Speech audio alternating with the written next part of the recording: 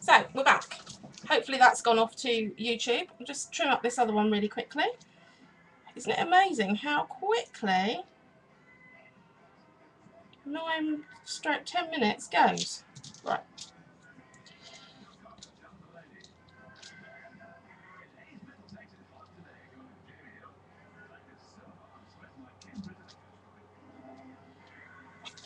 So, if you were being frugal, you would actually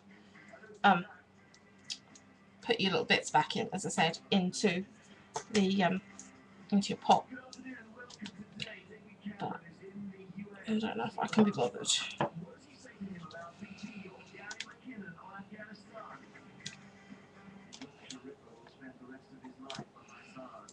Just quickly.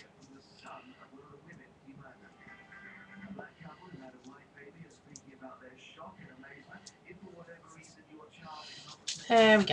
Right. Okay. Oh damn. Nailed through. Right. Get rid of my bits.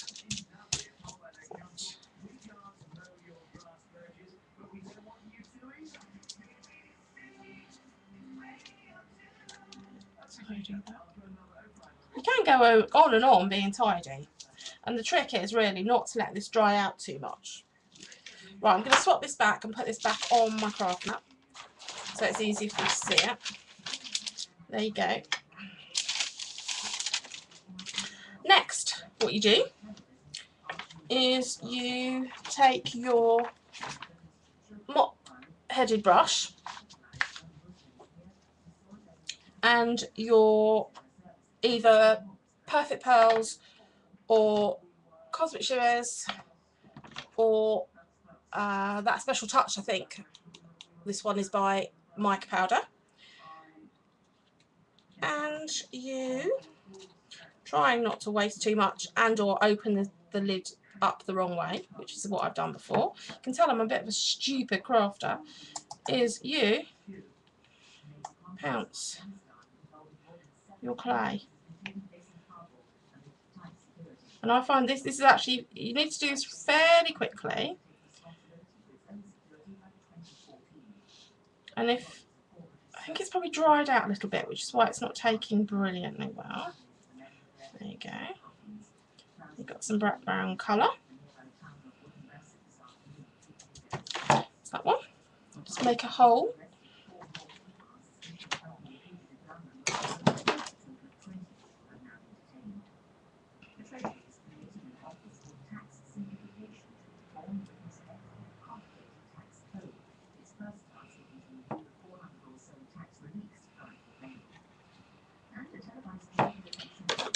Once you've pounced it, give it a quick spritz, like that, to set the colour. Try some Cosmic Shimmer with this one. I'm loving this green, I'm going to go for the green. I think it might be drying out a little bit, so just give it a quick spritz of water. Leave it for a second. See how? Oops. Whoa. That way. Clay all over me, but it just wipes off really easily. Right. Okay. There we go. Bounce it up and down. Yeah, it works much better, actually. You don't mind ruining your brush to wet it if you find it's drying out. If you do it quite quickly after you've stamped it, you don't have to wet it. It's just that I had to swap videos, etc. Oh, that one's yummy. I'm trying to aim a little bit down the sides as well. Okay. Oops. To wash my brush.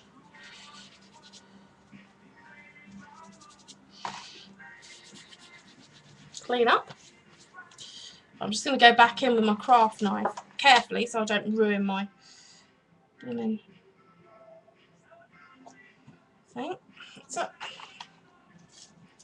that's it. You then put them aside and leave them to dry several hours if you can be patient. Don't fiddle around with them. Several hours, or better still, overnight. Then when you come back after overnight or a few hours, they look like that.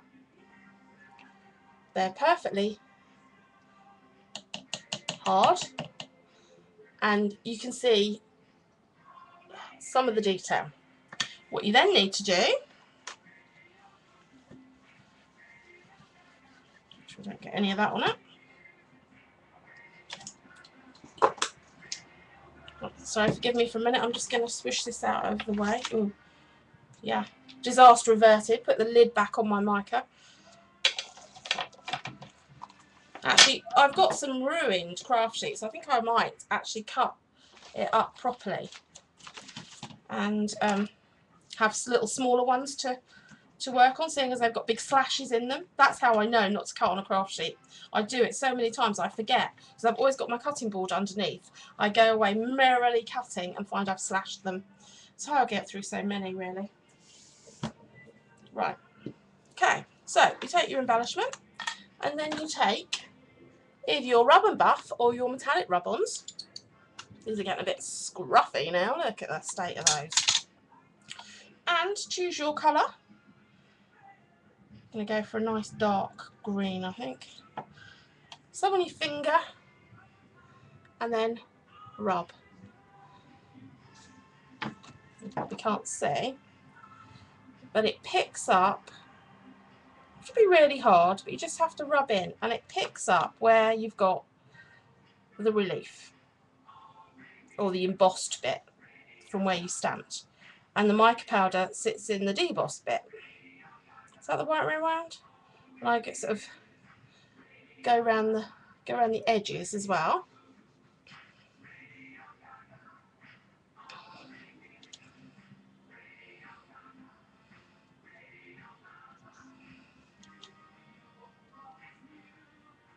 Like that.